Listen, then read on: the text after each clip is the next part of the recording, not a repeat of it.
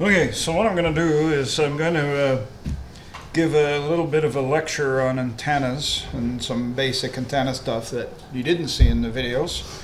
Then I'm going to sit down and just go through the stuff like I normally do, and we'll follow along in the book. But for my speech, you don't have to follow along in the book because my speech ain't in the book. And you can take notes if you want to, I don't care. So I like to give this little, call it a basics of fundamentals approach to antenna theory to everyone, and we kind of just use it as a base as we move on. And through this we're going to be talking about decibel levels, dBs of antenna gain and all that kind of stuff. And we want to, keep talking about decibels and gains and losses and stuff because we're going to finish up this course probably tomorrow morning talking about effective radiated power and antenna gains and losses and decibels and all that kind of stuff. So this is kind of a good way to get into it. So we're going to just go through some basic antenna stuff, then I'm going to sit down and just go through the stuff that's on the question bank, and there's quite a bit of antenna stuff on the question bank, and it's fairly varied, so we'll spend some time on this, like pretty much the rest of the day probably. Back in the video, they referred to a hypothetical antenna, a point source antenna, and it doesn't really exist, but if you can imagine a perfect sphere, a round antenna that radiates absolutely perfectly in all directions, three-dimensional, not only just sideways, but in and out of the board. It radiates perfectly in all directions. And the technical term for that is an isotropic radiator. It doesn't exist, but it's a really handy mathematical model that we can use to compare real-world stuff to. So if we take an isotropic radiator that is radiating electromagnetic energy in all directions equally, and we take our observer, he's pretty happy, isn't he? Yeah. There. And if we give our observer a signal strength meter, some of the radiation from our isotropic antenna is going to hit the receiving antenna on his signal strength meter, and he's going to get an indication. And to start the whole discussion, he's going to get an indication of 0 dBs with respect to an isotropic radiator, so 0 dBi. So the little I means we're talking about dBs from an isotropic antenna. And just keep in mind, there is no such thing as an isotropic antenna. It's a mathematical, theoretical thing, but if you can imagine a perfect point source antenna that radiates perfectly in every direction the same amount. Doesn't really exist, but it's a place to start. Okay, so our happy observer is out there and he's measuring this antenna, and he measures 0 dBi. Well, in the real world, as we probably know, there is no such thing as an isotropic antenna. It's purely a mathematical thing. So we're going to change our isotropic antenna into the good old traditional half-wave dipole, which I think we all know about. And we know that the radiation from a half-wave dipole is broadside, so it's radiating an awful lot of energy this way and that way. And it's radiating almost no energy off the ends, up and down, pretty much 0.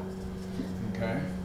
So if we take our intrepid observer and we put him up here now, here he is, he's still pretty happy. And he's still got his field strength meter. And now the energy from that is hitting his field strength meter, okay? But now, since we're not radiating all over, we're radiating really in that donut plane, we're not radiating off the ends, his field strength meter is now going to show a higher level.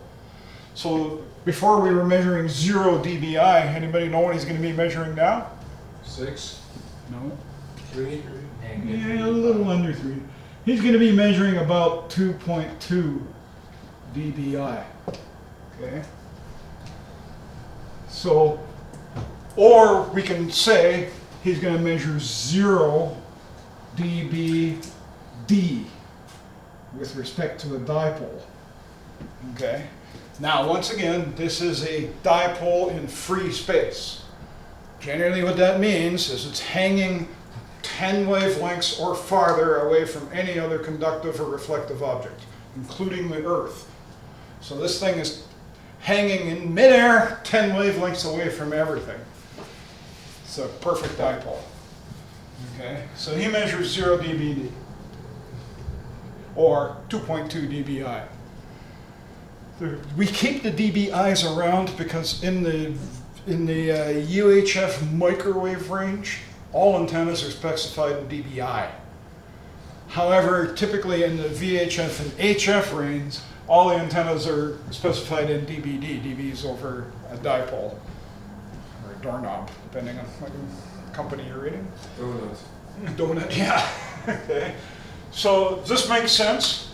His meter is reading a higher level, and it's not because we're putting out any more power. It's simply because we've taken that power and we've made it more directional. So we haven't added an amplifier, we haven't added gain stages, we haven't done anything, we've simply changed the directivity. We went from this thing that radiates equally in all directions to this thing that gives us this donut. Likewise, if we would have put our observer down here, directly off the globe, he would have measured pretty much 0 and he would have been unhappy, right? Okay. So the next thing we're going to do with our Intrepid observer is we're actually going to build this antenna in our backyard, so we actually have ground here now. This is Earth. Okay. And the Earth is going to continue on over here.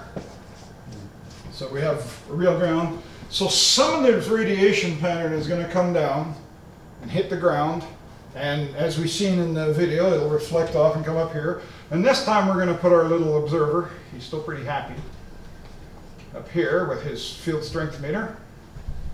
Okay. And so now some of the radiation from here is going to hit his field strength meter, and some of this reflection is going to hit his field strength meter. Everybody can see that? Now, if this path length is in phase, okay, he will actually get 3 dBd. He will double the amount of signal. That's 3 dB. So here we have a dipole that has 3 dB gain over a dipole. And once again, we haven't done anything. All we've done is we've taken into account a reflection. And if he happens to be standing at the exact point where that reflection adds to the wavefront from the antenna, he's going to get 3 dB. He can likewise step back a quarter wave and he'll get 0. He'll be in a null. Okay? So that's all we've done there.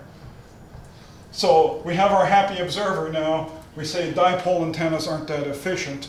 We want to put a reflector on our dipole, just like they did in the video, where we take a reflector and then we have our dipole. And that gives us some forward gain here of 3 dB. Because we've doubled the amount of energy coming out of that. Doubling the energy is 3 dB gain. So now we have the 3 dB. So now this guy's going to get another 3 dB, assuming he's standing in the same place, all things being. So now he's going to get 6 dB. Okay. We haven't actually changed the power of the transmitter or anything. All we're doing is changing the directivity of the antenna and coming up with gain. And so when you hear people say, you know, the antenna has lots of gain and stuff, it's not like there's a magic amplifier built into the antenna or anything like that. All it means is you're taking that antenna energy and you're concentrating it more and more and more into one area. And if this were a parabolic reflector like they showed in the video there, which is the most efficient of all, this thing can have, add a 0 to that, it can have 30 dB of gain, which is a lot. Okay, remember every 10 dB is moved the decimal point. So if it's a 100-watt transmitter, 30 dB of gain is add 3 zeros. Now we're talking some real power. Okay, so it's all this stuff is when we talk about antenna gains. Gain is just the directivity of it. So an isotropic radiator, which really doesn't exist, has, well, 0 gain. A dipole has roughly 2.2 dBs over an isotropic radiator, but that's more of a mathematical exercise. A dipole could have 3 dB gain over a dipole, depending on where it's put in the real world. So honestly, when it comes to, say, reading, spec sheets from manufacturers on antenna gains, you really have to take them with a grain of salt. Antenna gains are supposed to be measured on an antenna test range in an anechoic environment. Good luck finding that, especially for HF. And they're all supposed to be measured in dBd, and that dBd means a dipole in free space. Show me a dipole in free space on 160 meters. Right? Free space means 10 wavelengths away from the ground and everything else. Yeah, so. Well, you got a helicopter. Yeah, well, a helicopter's a metal object too. If you had a carbon fiber helicopter, maybe. But then the engine and components are metal too. It's virtually impossible. So, when it comes down to comparing antenna A to antenna B, if one is a couple of dB more than the other, you can just ignore that, because really, it's real world reflections in trees and buildings and other objects are going to have a far bigger effect on your antenna gain than an extra bit of metal here or there. So, but I say what I really try and get apart is when you hear these gain specifications, just keep in mind that has to do with the directivity of the antenna. And even a vertical antenna, which we really haven't discussed too much, but a vertical antenna is a dipole, but a vertical antenna sits on the ground. And so if this is our ground surface here, we just take a quarter wave above the ground, and what happens is the other part of our half-wave dipole, the other quarter wave, is what we call an image antenna that develops in the ground. And because the ground is actually acting as the other half of the antenna, it's really important that our ground have good soil conductivity. As a matter of fact, most soils aren't that conductive unless you live in a salt marsh or a swamp or something like that. So a lot of times you can actually add copper wires and lay them on the ground to increase the conductivity of the soil. And that's a quarter wave antenna. And a quarter wave antenna, assuming you've got really good conductive ground surface, is the equivalent of a dipole. Okay, so, but it's only a quarter wave instead of a half wave. And since it sits on the ground and since it's vertical, it takes a lot less real estate. So even on HF, especially in smaller city lots, vertical antennas are really, really popular. But the advantage to vertical antennas is they're short. They're only a quarter instead of a half wave. They can be ground mounted, so you don't have this thing high sky. But the disadvantage is you need good ground conductivity to make them work well. And so you will see people that sell these vertical antennas, they'll sell a radial kit or something, and the radials are just simply chunks of copper wire that you lay out all over your lawn in every direction you possibly can to improve the overall ground conductivity of it. So, just the same reason why my 2-meter vertical has radials on the bottom. Yeah, when you elevate this above the ground, you may put it, say, on a pole, and then put your quarter. You still have a quarter wave up here on whatever band it is, quarter wave. But what you do is, instead of the ground being your image, what you can do is you can take radials and you can put them like this. And there's usually 3 or 4 radials. And once again, it's a dipole. So if your radials are at 90 degrees, the impedance of that is roughly 72 ohms. But if you take the radials and you bend them down on a little bit of an angle, you may notice that a lot of verticals are like that, the impedance falls. If you bend them down a little bit of an angle, the impedance will fall right down to 50 ohms. And lo and behold, you don't need any matching network and it'll work well. So the technical name for that, when the radials are above the ground, is actually a counterpoise. We call that a counterpoise, those ground radials. But there's nothing wrong with that, and you can even do that on HF. This could be an HF vertical antenna on top of a pole, but you'll need to build the counterpoise or some kind of radial system there to act as the ground. We're effectively building an artificial ground.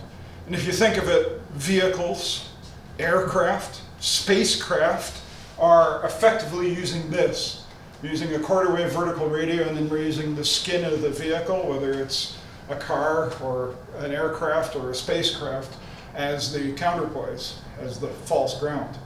But it all comes back down to everything is a half-wave dipole. In the case of verticals, we only see the top quarter of it, or a quarter with radials, or counterpoise. So my 2 meter antenna is a lot more than a quarter of a meter. yeah, it may be a collinear, or it may have like a 5/8 and a 5/8 and a 5/8 and stuff like that. There's all kinds of designs out there. A quarter wave is basically a dipole, which means the radiation pattern goes straight out along the ground.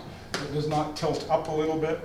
As soon as your radiator gets longer than a quarter of a wave, the radiation pattern starts going towards the end of the wire. And once the radiator is 1 wavelength long, you now have a traveling wave antenna where all the radiation actually follows and flows off the end of the wire.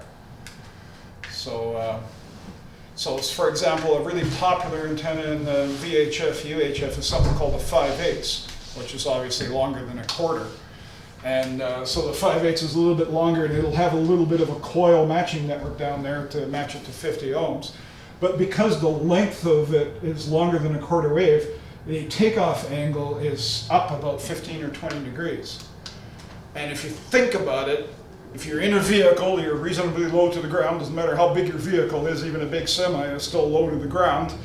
And if you're talking to repeater antennas that are 600-700 feet above your head, rather than putting all your energy out on the horizon going underneath the repeater antennas, if you have a little bit of up tilt, you'll not only receive but transmit to repeaters much more solid. So 5/8 is a really, really popular antenna for mobile use because of that. It has a little bit of up tilt on it.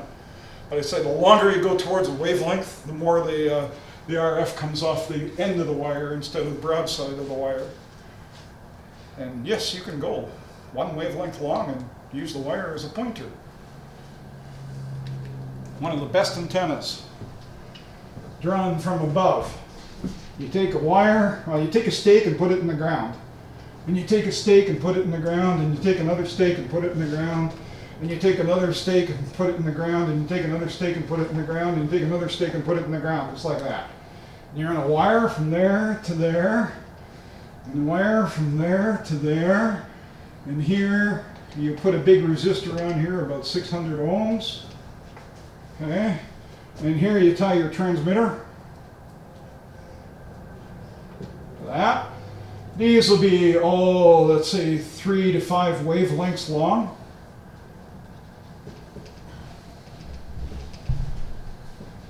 You want them all to be the same length, but 3 wavelengths to 5 wavelengths long would be really good. Which on VHF and UHF, that's actually not that long. So if this was 2 meters, the thing might be 2 times 3 is 6 meters long, something like that. If this is 80 meters on HF, you need a good acreage. But because of the wire is so long, this becomes a traveling wave antenna, and so it actually launches off the ends of these antennas this way. It's highly directional, lots of gain, and that's called a rhombic antenna because that geometric shape is a rhombus. And used extensively in HF, like the international shortwave broadcasters, almost all use rhombic antennas aimed at whatever part of the world they're beaming their signal to. So they'll take an island in the middle of the Pacific or something, and it'll just be a huge rhombic array of antennas, and then you switch. Well, I want to go to North America, I switch to this antenna, and the rhombus is pointed at North America, and so on and so forth. Lots of gain and lots of power. I know people that set up rhombic antennas and point them at Central Europe. It says it's like being in their backyard. No problem. And we're talking gain. With 3 wavelength on each side, you get a gain of close to 20 dB, which you can't even get that with the Yagi. Lots and lots of gain. So, but only if you have an acreage and lots of wire. How big a watts does that 600 ohm resistor have to be? Whatever the output power of your transmitter is. So if it's a 100 watt transmitter, you want it to be able to dissipate 100 watts. So, okay. So that was kind of my little speech on antennas, because nobody ever really explained that well to me about antenna gains. And I always thought when you got a high gain antenna, there was some kind of an amplifier built into it and stuff. And I just wanted to make really clear that when we talk about antenna gains, all we're talking about is the directivity of it. The only reason it's got gain is because it's pointing the signal more in one direction than another direction, if that makes any sense at all. So I'm just going to spend the rest of the time here going through chapter 15 and whipping through the questions here that I've got. And I've got pretty much a full page, so we'll take our time and go through it. The first thing they talk about is the distribution of voltage and current in a half-wave dipole, and our video had a really good picture of that. I think it was the first video or the second video that showed how the magnetic field and the electric fields were collapsing and building on the dipole. So I'm not going to go through that, but it is on page 15-5 somewhere. Current and voltage distribution in antennas. The center of a half-wave antenna, the standing voltage is changing polarity, voltage is 0 while the current is maximum, that kind of stuff. So that's on the top of page 15-5 they're talking about. But like I say, they did a really good job of illustrating that in the video, and that's why I play those videos. It might be old and it might be cheesy and a bit fuzzy to watch, but the concepts are there and they work. So. A parabolic antenna is very efficient because I'm going to jump around here because I'm just doing it in the order of thing. This is going to be page 15-19, it says. Yeah, we're going to jump around a lot because I'm doing it in the order I did the exam questions, not necessarily the order of the book. So 15-19, right near the bottom of 15-19. Says a parabolic antenna is very efficient because all of the received energy is focused to a point where the pickup antenna is located. And in the book they don't use that exact words, but at the beginning in the very last paragraph on 15-19 it says the dish antenna is really a reflector that brings the spreading electromagnetic wave from the small antenna mounted on the focus. So whatever, I don't know what they're talking about. Yeah.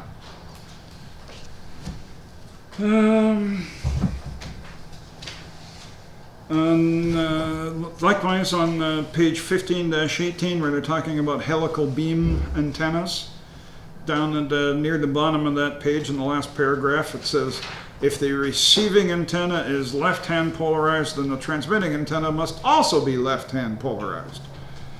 Does that make sense?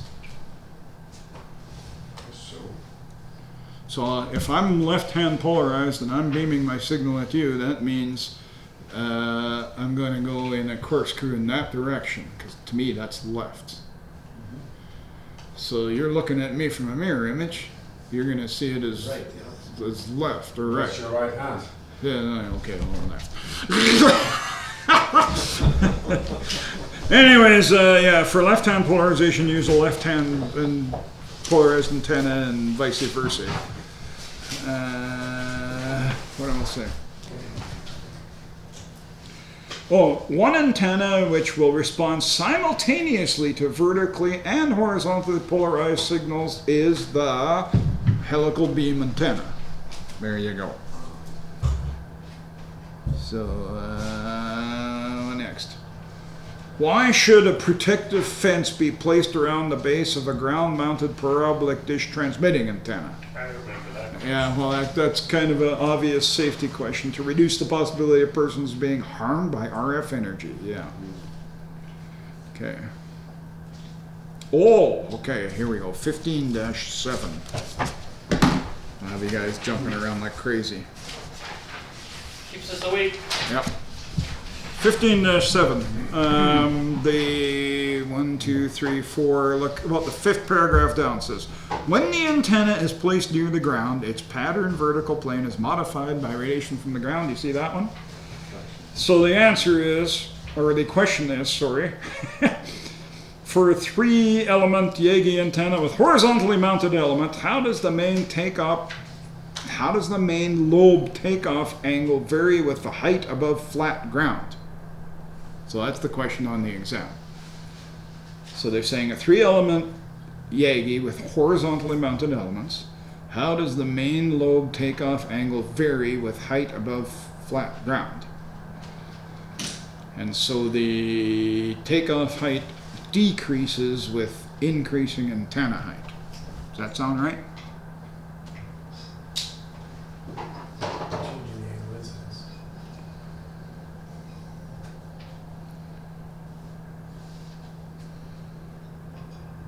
And it mentions that somewhere on page 15-7, but I'm trying to find it on 15-7. So.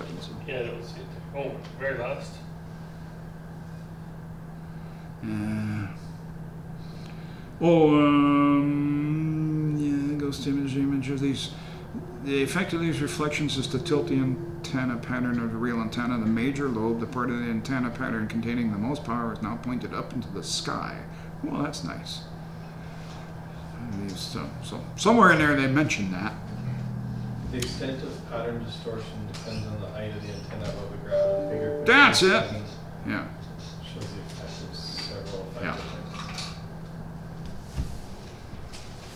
So basically, the whole idea is the higher the antenna is above ground, the lower the takeoff angle is.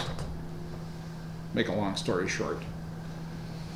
Most simple horizontally polarized antennas do not exhibit any directivity unless they are how far above the ground? 10 wavelengths. Yeah, well, no problem. Most simple horizontally polarized antennas do not exhibit any directivity unless they are a half wavelength or more above the ground. So once again, that comes to our simple dipole. If you're stringing up a dipole in the backyard, if it's a half wavelength or less above the ground, even the donut doesn't mean anything. It's got no directivity at all. It actually becomes a cloud burner. A lot of your radiation goes up into the clouds. But sometimes you want that. What is that called? NVIS?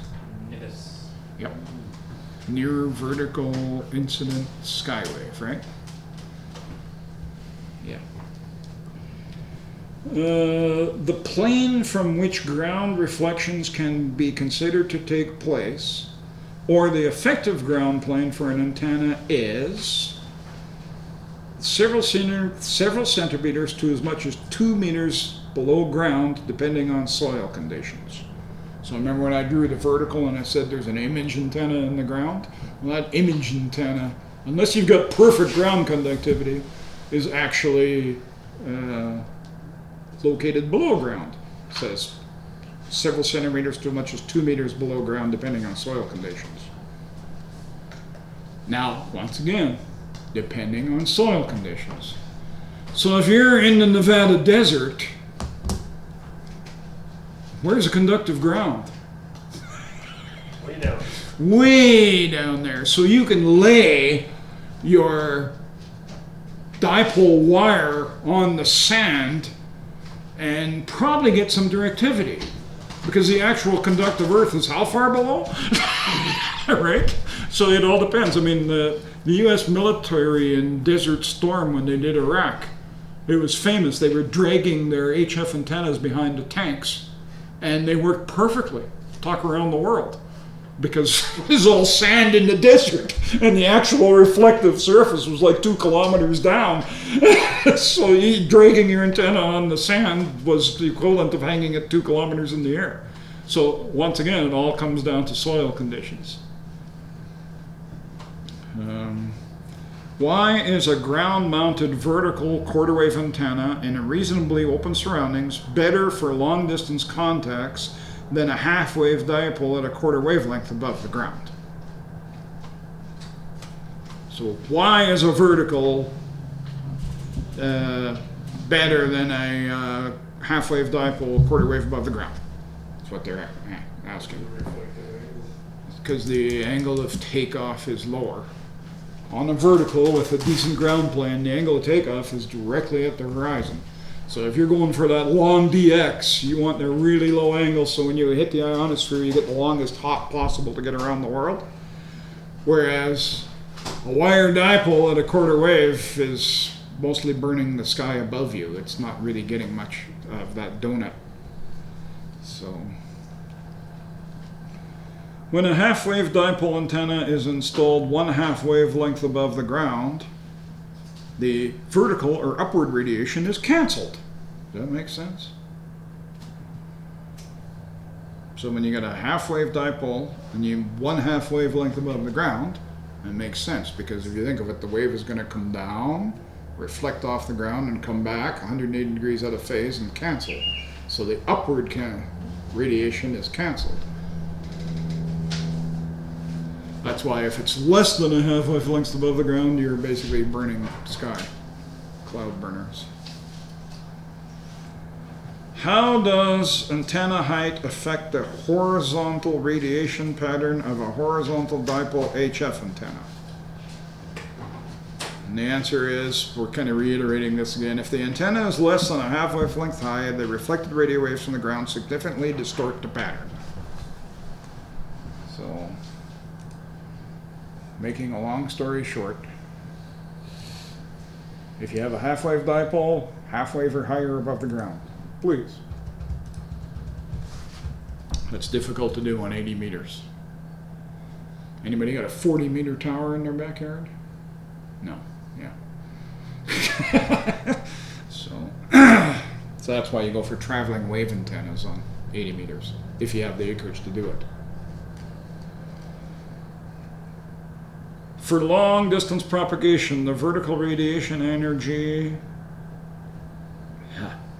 the vertical radiation angle of the energy from an antenna should be less than 30 degrees. I couldn't find any reference to that in here, but then I didn't read it cover to cover. So they're saying if you want DX, your takeoff angle should be less than 30 degrees. I did see it in there somewhere. Oh, okay. It's probably in here, and I just haven't read that part yet. But you guys will find it. 15.8. 15.8? Hang on. 15.8. Hang on. 15.8, first paragraph, halfway through. To improve the distance of multi-hop transmission, the vertical angle of radiation from the antenna should ideally be less than 30 degrees. Where do you see that? Yeah, let's see. Right here. That's on 15.9, First 10, page. Sorry. 15.10. Area section 15.8. I get it. Yeah, I was on page 15.8, so I was going, what the hell? Okay, I'm looking for it. Oh, there it is, 30 degrees. There it is. To improve the distance of multi-hop, 30 degrees. Okay, I gotta do that one.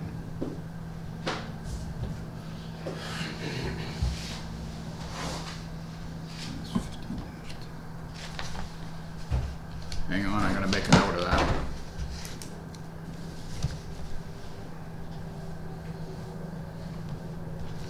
Okay. Greater distance can be covered with multi-hop transmissions by decreasing the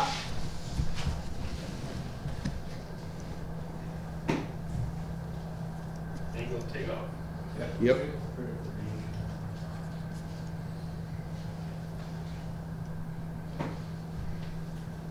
I don't know if there's I mean, in that same section there, I don't know if there's any direct reference to that in the book or not. I got no reference written down, but there probably is there. But greater distance can be covered with multi-hop transmissions by decreasing the vertical radiation angle of the antenna. The most important consideration when deciding upon an antenna for contacting stations at great distances, or DX, is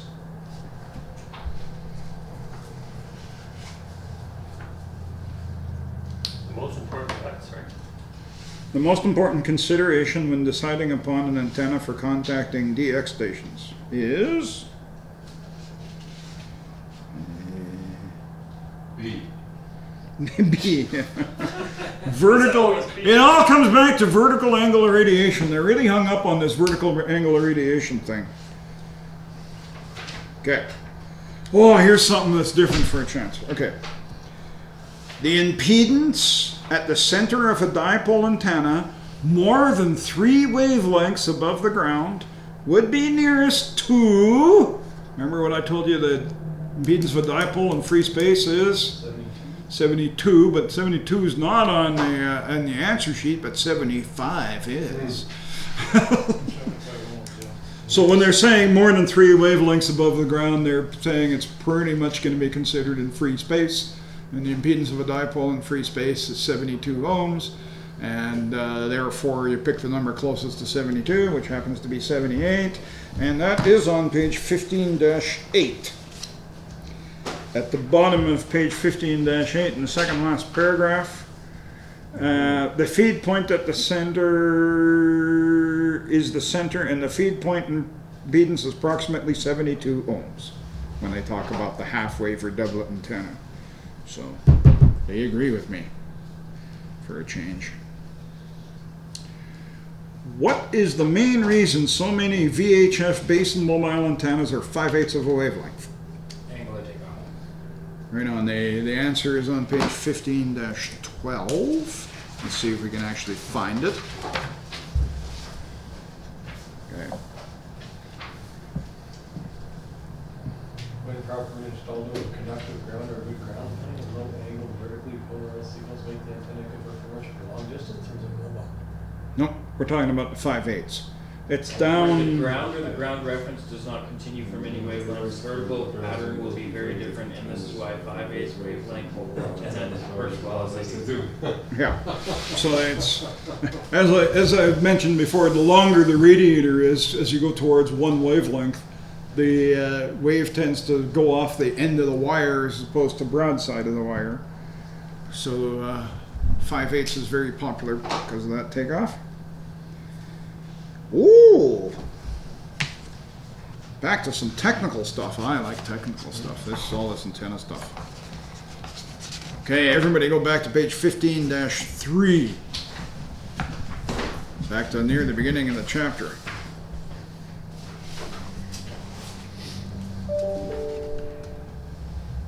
Define the radiation resistance of an antenna.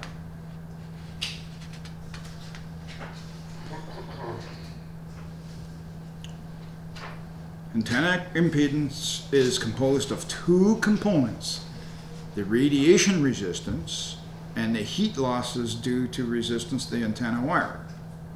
Right? So the radiation resistance is the amount of the impedance of the antenna that actually gets radiated, and the rest gets used up as heat in the connectors and joints and everything else.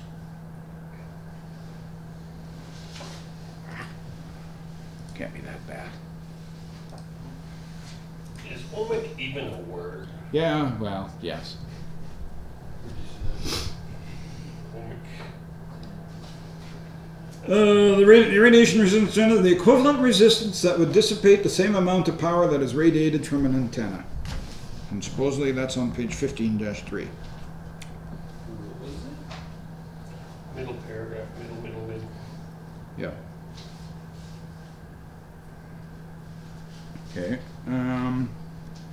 Why would somebody want to know the radiation resistance of an antenna?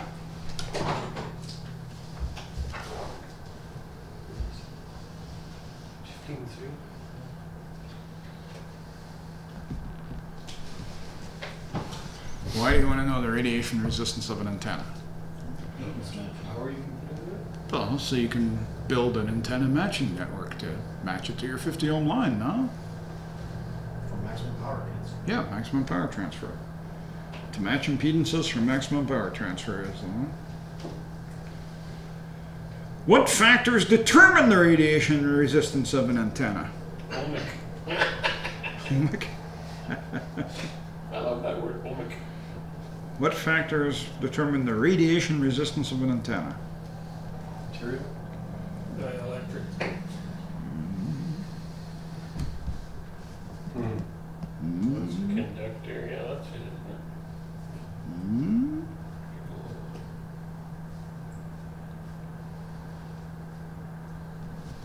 Material which is needed In, in how about antenna location with respect to nearby objects? That's one thing. And the conductor's length to diameter ratio.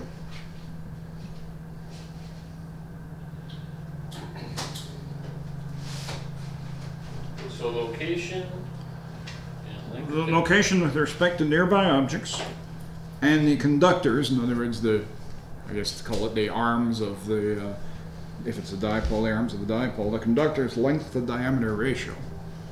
Okay, so the fatter the conductors, or the fatter the elements of the dipole, the less radiation resistance they're going to have, because remember, RF travels on the surface only. So the more surface area you got, the lower the ohmic resistance is, and the more the better the radiation resistance is. So whatever that is.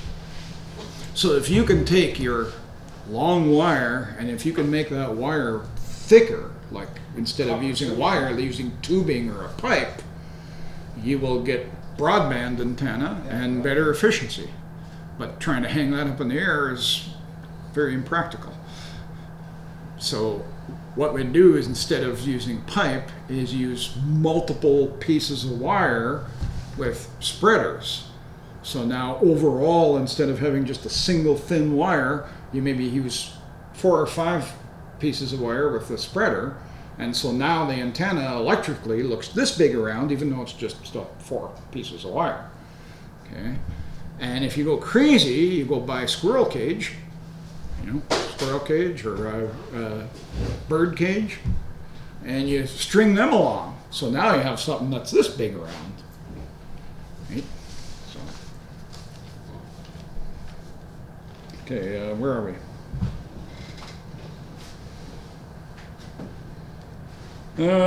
What's the term for the ratio of the radiation resistance antenna to the total resistance of the system? That is also on page 15-3, and it's called antenna efficiency. So antenna efficiency is a ratio of the radiation resistance, which is the useful part, to the ohmic resistance.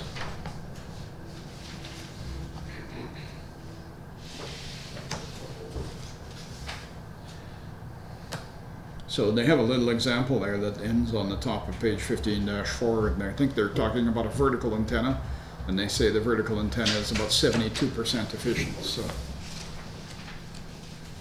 it's probably close to a real world scenario.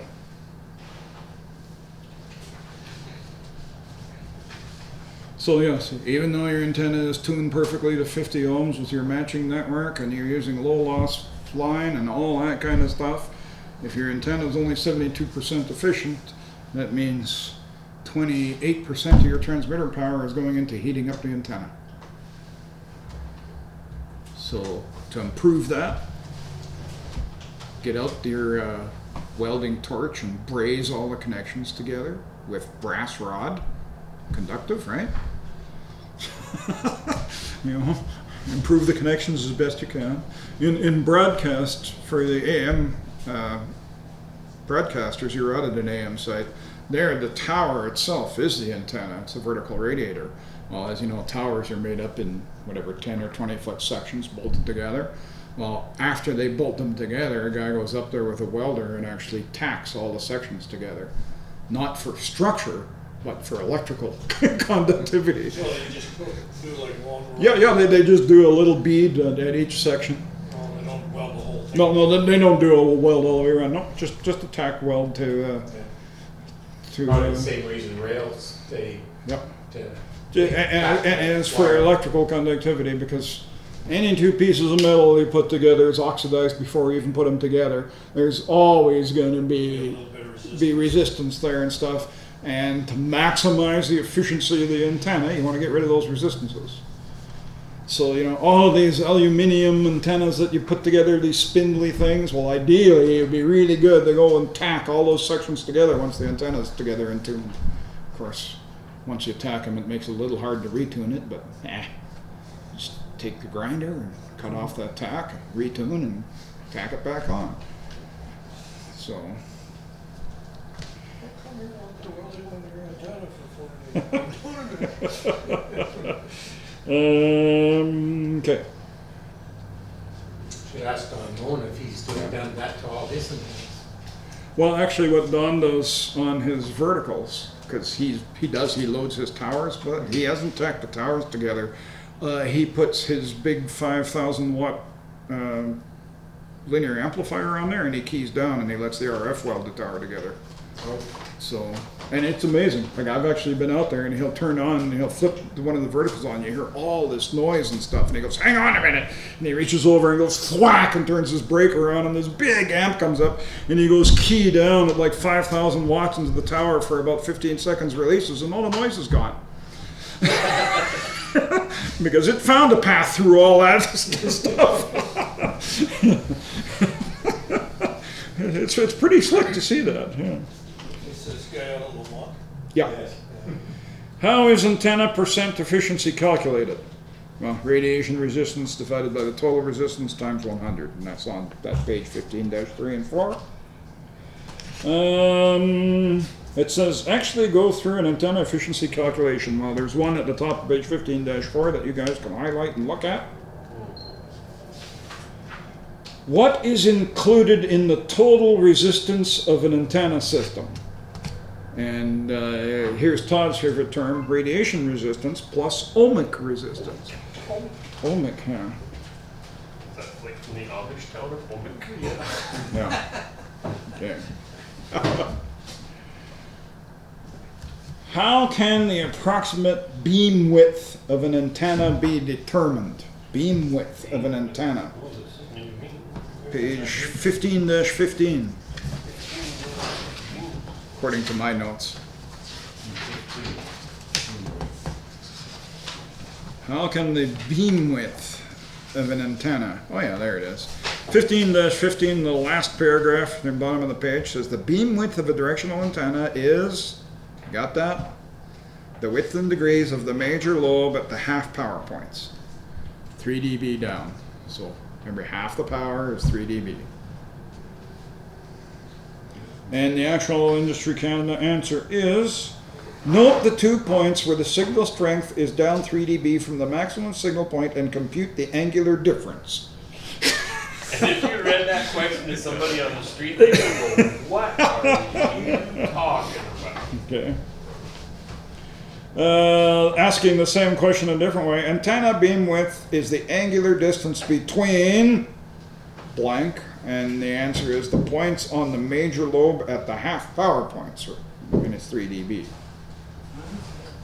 So the points on the lobe at the Half power points, yeah. Okay.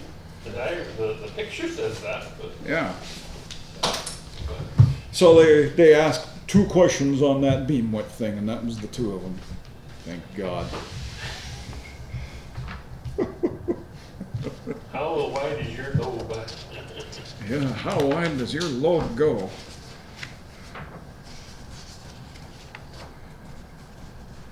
Why does it have to be at the half power point? I guess it's just. That's just the standard that the industry picked up months and months and years and all that kind of stuff ago. One of those questions you don't ask why. Yeah, you don't ask why, you just do it. So, The answer is physics. okay, so now the fun thing comes here.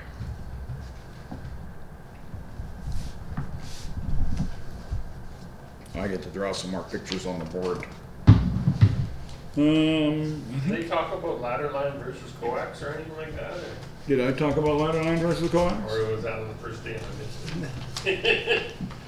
You heard everything there was to hear about transmission lines. Yeah. Cause like I see some antennas, if you look at building one for yourself, some of them have a ladder line going up versus coax going up. Yep. Okay, well, the advantage to ladder line is A, it's balanced. B, it's very, very low loss, much lower loss than coax. But the disadvantage to it is any conductors come near it, it's screwed. It unbalances it and does weird things. So, so ladder line is usually not used as a main antenna feed line anymore, just because it's such a pain in the ass. We love our coax because our coax can go through windows and bend around corners and go near metal siding of the house and stuff and not be affected by it all. But ladder line may still be used as matching sections and stuff like that, transmission line matching and weird stuff like that. What is it, the G5RV? Yeah. Is a very, very popular all-band wire antenna that uses a length of ladder line as impedance matching. Is this ladder line you got around here, is it even in use anymore? Probably not. Do we have any on site? I don't think so. Yeah. What's It's the all, ladder line? over- no, that's, the only ladder line you think of is that the beam, or the wire antenna, it's got two wires. Oh, It's it's a what's wire. that, that's the. Yeah, it's a folded dipole. If you take, Oh, okay. if you take a dipole, that's if you take a dipole.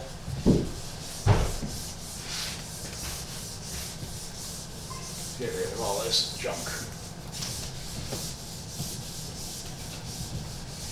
Rhombuses, nobody can fit them on their property.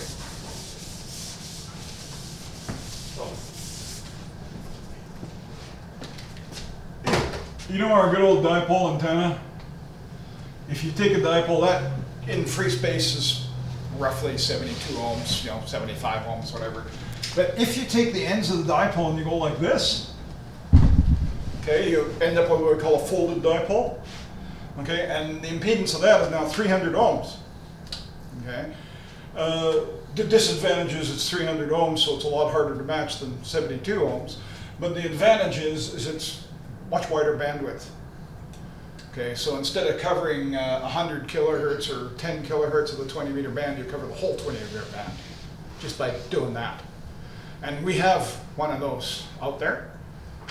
So if you look at it, you actually see two wires going out, tying off, coming back. Well, it's actually one big loop. Okay, and VHF and UHF, the commercial antennas are almost all like that, and they use pipe, like half or maybe even 3/4 inch pipe instead of wires to make the dipoles, and they fold them like that, so it gives a really, really wide bandwidth. Like our repeater antennas we have, these things have got like 45 megahertz of bandwidth. Like they're under 1.5 to 1 for 45 megahertz wide. And the reason is they've done this folding. And the way the manufacturers match this, because this is now 300 ohms instead of 72 ohms, is they take and the coax cable comes in through this pipe, and one sits there and the shield connects to there. And then they break this off into T connectors, and they have all kinds of stubs and all kinds of weird stuff breaking out there, and it goes out and out and out, and it's a really ugly thing to try and do. And the first time I took one apart, I was trying to figure out how they did it, because I was measuring all the lines and nothing added up.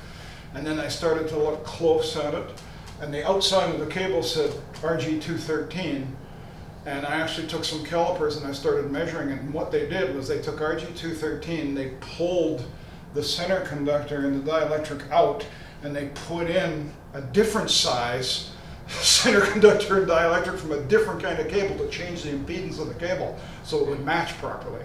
So custom done, custom. There's nothing that the average person was going to do, and that's how they do it. And that's why one of those antennas costs so bloody much, because things are bloody hand matched.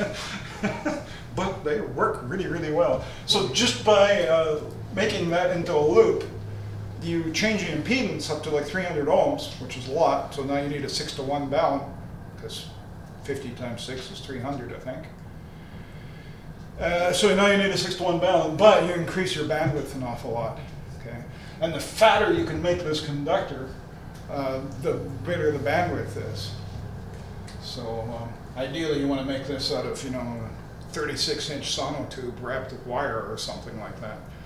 But then the wind would blow that apart in no time. I mean, it's with big antennas, it's tough to come up with something that has high gain and works well and all that kind of stuff. What else? Oh yeah, I was going to draw some pictures for about half an hour. Okay, we've got our good old transmitter here. and he's putting out 100 watts. Okay, he's going to go through an antenna tuner unit, right? This is very, very typical station. The antenna tuner unit is going to go into some feed line, coax of some kind.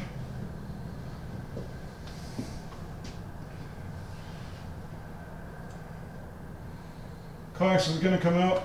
Oh, maybe it's going to go through a lightning arrestor in LA. That's not Leduc, Alberta. That's a lightning arrestor. And off to an antenna.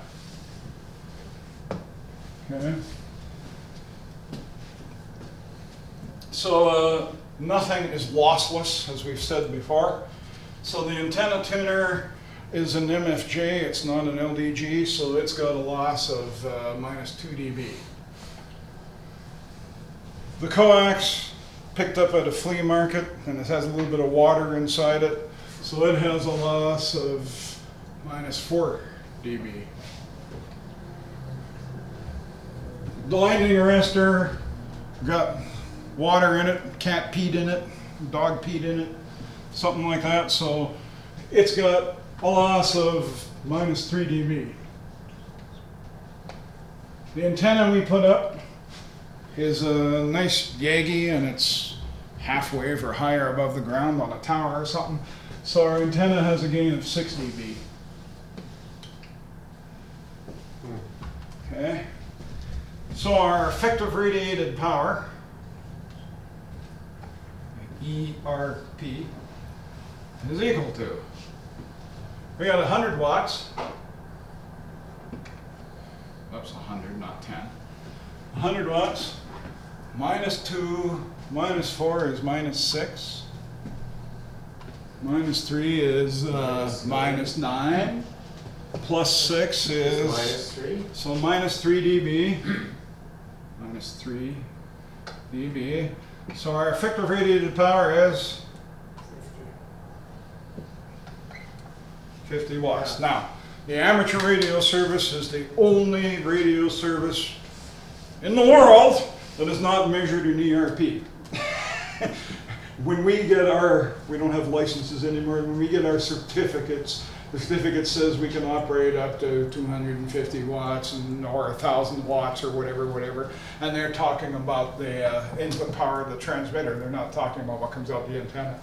Every other radio service in the world is that number, what comes out of your antenna. Okay, and I mean every other radio service, from broadcasters to police radios to you name it, is on effective radiated power. It's how much power is really coming out of that antenna. So, you know, when you're speaking to someone on the air and they're saying that, oh, I'm running 100 watts into such and such antenna, that really doesn't mean a whole lot, because you're missing a lot of information. You're missing, you know, what are the losses in the system? And HF, 4 dB of loss in coax is really bad. That's really crappy coax. At 70 centimeters, 4 dB loss, well, that's a piece of hardline. That's an expensive piece of coax, okay? So once again, it depends on the frequency too, and stuff like that. A lot of people don't bother putting lightning arrestors in there, so you know, whatever. But in the commercial world, we actually start counting connectors. The connector on every connector is 0.1 of a dB, so you can go 1, 2, 3, well, 4, because it's probably a pigtail, 5, 6 connectors, so there's another half dB or so of loss and stuff like that. And it all adds up, right? Everything adds up. So on the HF bands, unless you're using really crappy stuff, there isn't that much loss simply because the frequencies are so low. But you start getting up to 70 centimeters and even worse, like 1296. 1296 is just crazy, you know. 10 feet of RG58, you got 0 signal left. So it's just, it attenuates it like crazy. So effective radiated power calculations, or ERP calculations, are used everywhere but amateur radio, but they're still on our amateur radio advanced exam. Don't you just love it? And so the you know, the scenario is something like, you know, the exam question is going to ask something like that. An amateur radio transceiver is putting out 100 watts. It's going through, you know, a loss here, a loss there, and a loss there, and a gain of so much. What's the calculate the effective radiated power? So, and it comes down to fiddling with these dBs. And I mean, I picked the number so it came out as a 3, where 3 is either a halving or a doubling of the power. You could treat that entire ATU coax lightning arrestor and antenna as one box of -3. Oh yeah, absolutely. So, well, and antenna, yeah, that's what we've done. We just simply go -2, -4 is -6, -9 plus 6 is -3. So that's how we came up with -3 there. It's supposed to say -3. It looks kind of ugly, but that's the way it is. And I mean, we can sit up here and put examples up here all day with changing the numbers. But the key thing for you guys to remember is all the dBs add up. The losses are negative, obviously. The gains are positive. So you just add them all up in the series, and you're going to end up with a gain, either a plus or a minus dB gain at the end. And then knowing the input power, calculate what the output power is. I made it really easy here picking 3 dB, but I can't remember. Question back to The question bank, I think they Yes. keep it pretty easy. I think they keep it Okay. on 3 or 6 dB Yeah. or something like Okay, that. it was the one where I got a couple of those that way. It was Yeah. Straightforward. It ended up being a 3. Yeah. No.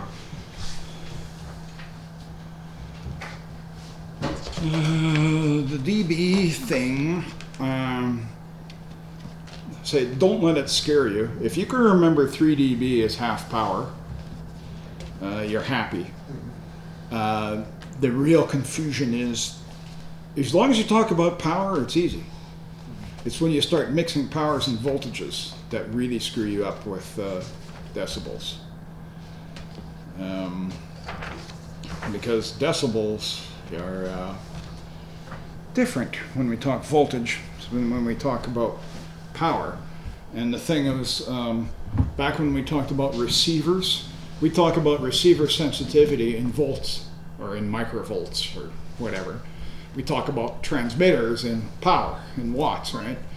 And but we can use dB for each ratio, but the dB for a voltage ratio is different than the dB for a power ratio.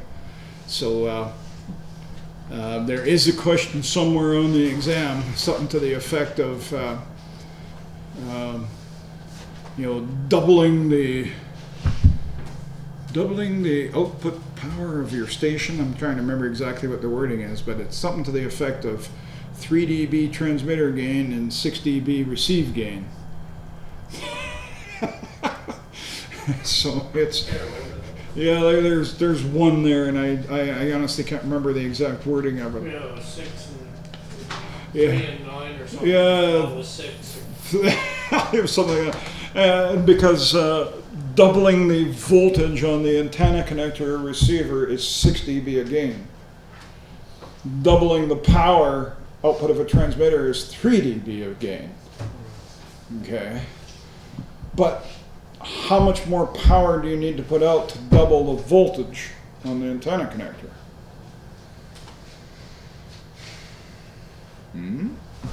Think of that one for a minute.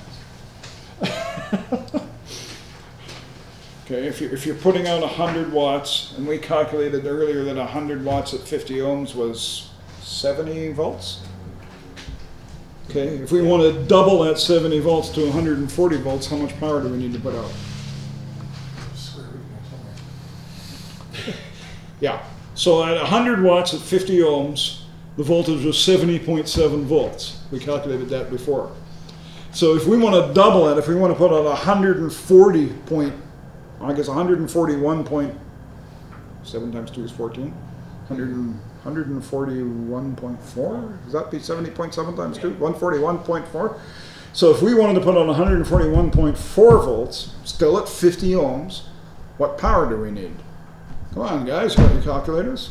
50 ohms, 141.4 volts. Give me the power.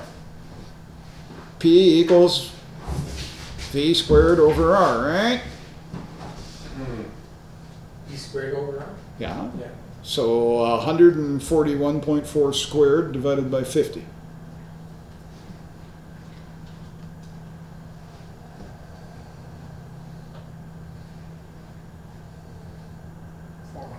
400. So isn't that amazing? To double the voltage, we need to quadruple the power. Isn't that interesting? It's math. It's Ohm's law, okay? So it just turns out that quadrupling the power happens to be 6 dB of power gain. So 6 dB of power gain equals 6 dB of voltage gain. Yeah, 200 times 2 is 200 times 2 is 200. Okay, so there you go. You have to quadruple the ERP of your station so your buddy gets one more S unit on his S meter. So if you're talking on HF and somebody's receiving you at, say, S5, for them to receive you at S6, you have to quadruple your output power. So that's going from, say, 100 watts to 400 watts, which is not that big of a jump. Can be done. That's one S unit. So now if you go from 100 watts to 1,000 watts, how many S units is that? Well, that's 10 dB of power gain. You would need 12 dB of power gain to go to 2 S units. So up to 1,000 watts is like 1.5, 1 3/4 S units. It's not that big of a jump. Right? I mean, I'm speaking all things being equal, propagation and losses and all that kind of stuff. So you got to ask yourself, is it worth spending $4,000 on that solid state amplifier to get 1.5 S units more on somebody's receiver? Or is it better to buy a bigger antenna or a higher tower, or whatever your interest goes? So Or just live with it. yeah. If you're into these newfangled, I call them sound card modes, the HF digital modes, 10 watts is all the power you need. You don't need anything for power to go all around the world multiple times.